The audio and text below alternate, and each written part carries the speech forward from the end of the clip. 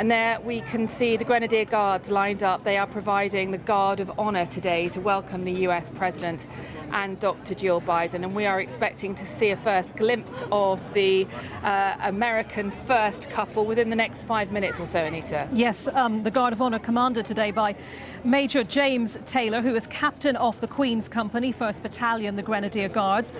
He has worked closely with the US Marine Corps on his 2 tours of Afghanistan, and as I say, he will be accompanying the President today as he looks at that Guard of Honor there for him. And Daniela, we understand that the Queen will not be walking with the President today, I believe.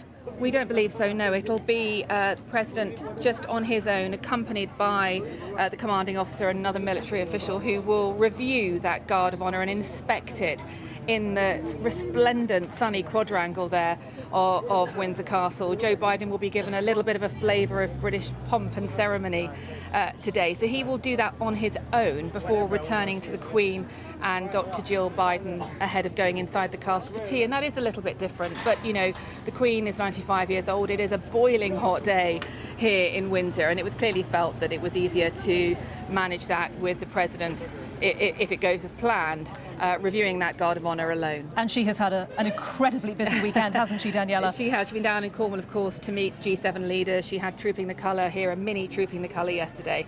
And so it has been a busy few days for the Queen as the President and the First Lady arrive in the quadrangle of Windsor Castle. I have to say, looking a little ahead of schedule, actually, Anita, maybe 3 or 4 minutes ahead of when we were expecting to see them. And I guess, Daniela, inevitable comparisons with the last time we saw a US President here in the quadrangle inspecting an honour guard.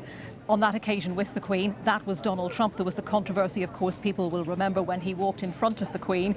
I don't expect we're going to see anything like that today. Of course, for one reason, the Queen isn't walking with the President, but clearly, Joe Biden has had a long career in politics. He's used to very formal occasions, isn't he? That's right. He is a consummate diplomat, politician. It has been his life's work. He is a lifelong politician, really. So this sort of international diplomacy, even if it's pretty soft diplomacy today that's being carried out, is very much something Joe Biden is used to and familiar with and expert at. And here he is now greeting the Queen for the first time at Windsor Castle. He, of course, met her on Friday night down at the G7, but this is something quite different.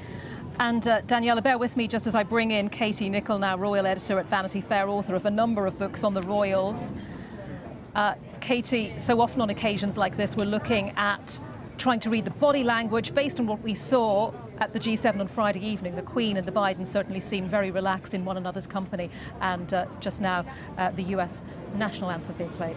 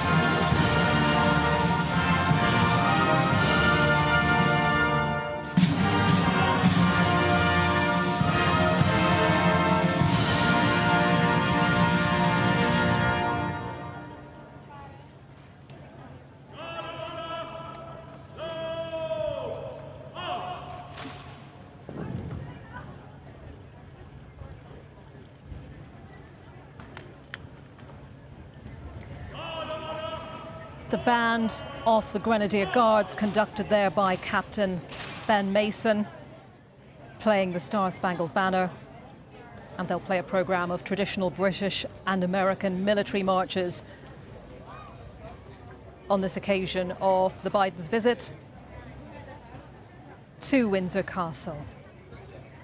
Just a reminder that President Biden is the 13th US president that Her Majesty the Queen has met, and the 5th who's been invited to Windsor Castle. As our royal correspondent Daniela Ralph was saying a few moments ago, these have often been for more informal occasions.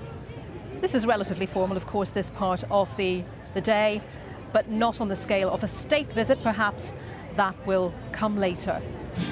But right now, President Biden, accompanied by Major James Taylor, the captain of the Queen's Company 1st Battalion, the Grenadier Guards, inspecting the Honour Guard. The Grenadiers there in their internationally recognisable red jackets and bearskins.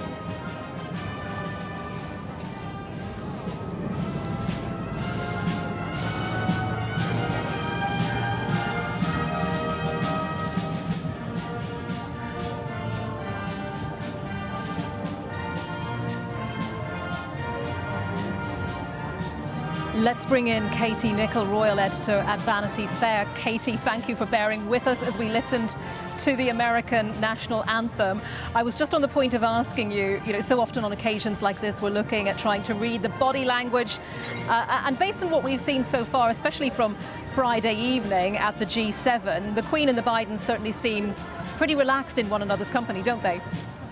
They do, Anita. I just was watching those pictures with you. Of course, didn't want to interrupt at such a crucial moment. I mean, the Queen looks resplendent, doesn't she? Absolutely beautiful in pink. She has really struck me as looking so happy. I think when we saw those pictures of her, that footage of her on Friday as well, down in Cornwall, and of course she was there for the G7 reception, she looked very at ease, and she looks very at ease in the company of the Bidens, and they also in her company. I mean, this is a big deal. Yes, he's the President of the United States, but coming here, inspecting a Guard of Honour, having the whole red carpet rolled out at Windsor Castle is a really big experience, even for the President of the United States. But you seem to get the impression that there is a mutual respect there from one to the other, and they seem very happy in one another's company.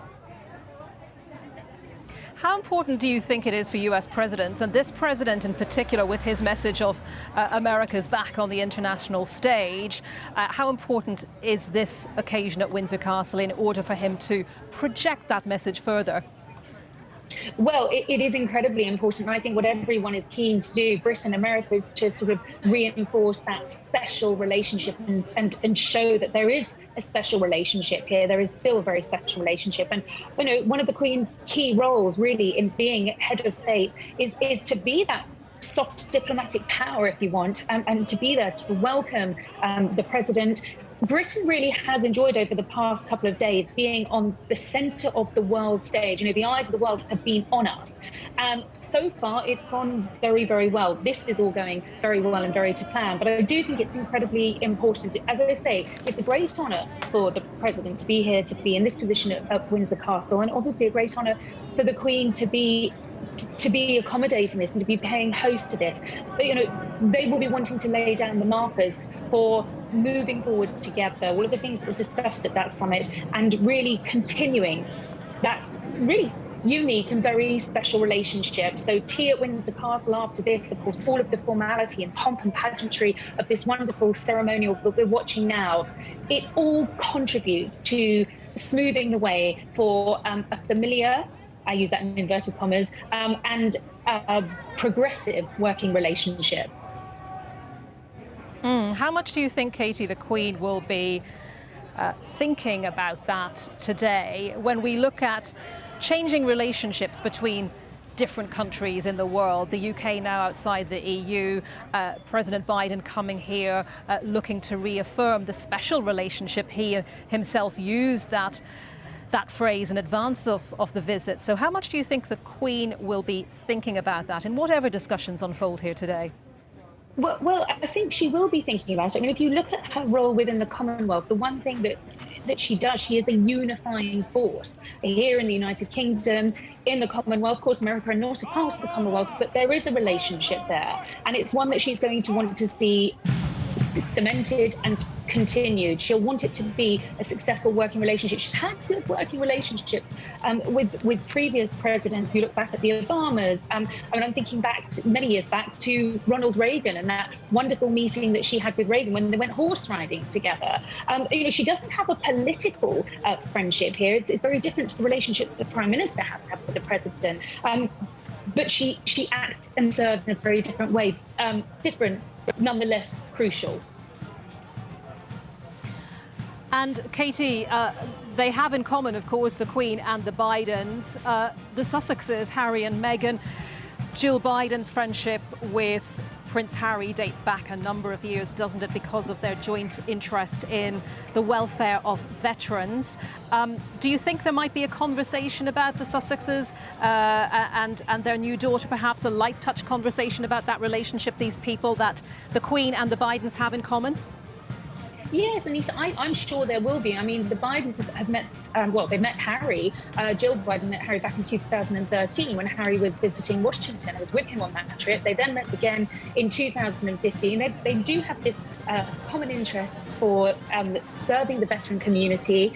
Jill Biden founded the Joining Forces initiative with Michelle Obama. And so they have got this common ground. There is a friendship between the Sussexes and the Bidens. So I would be very surprised if it wasn't. Regardless of that friendship, Harry and Meghan are living on California soil. They're in America. And don't forget, the Queen loves America. She has visited privately several times during her life, and she loves it. She has a real soft spot for America. So she'll want to know all about what's going on back at home. And yes, I'm sure the Sussexes absolutely will come up in conversation. But don't forget, of course, Anita, it's also worth making the point that the latest great-grandchild for the Queen is now an American. So, I would be very surprised if it didn't come up in conversation. OK, for the moment, Katie, thank you very much. I know you'll be back with me later on today. Katie Nicholl, Royal Editor at Vanity Fair. So, President Biden, First Lady Dr. Jill Biden and Her Majesty the Queen continuing to watch the band of the Grenadier Guards, the Queen's Company, 1st Battalion, the Grenadier Guards, conducted by Captain Ben Mason as they play a programme of traditional British and American military marches. The Grenadier Guards, incidentally, were among the first troops to deploy as part of the COVID support force last year. But prior to that, of course, primarily known for their state ceremonial and public duties, including guarding the royal palaces. So you can see now the Bidens and the Queen, I think, moving to the part of this meeting where they go indoors for tea and a chance to get better acquainted. Obviously, they did meet at the G7 on Friday. Prior to that, it was the early 1980s. That was the first occasion on which the Queen and Joe Biden met. He was then the senator for Delaware. And both of them have a long, long life of public service.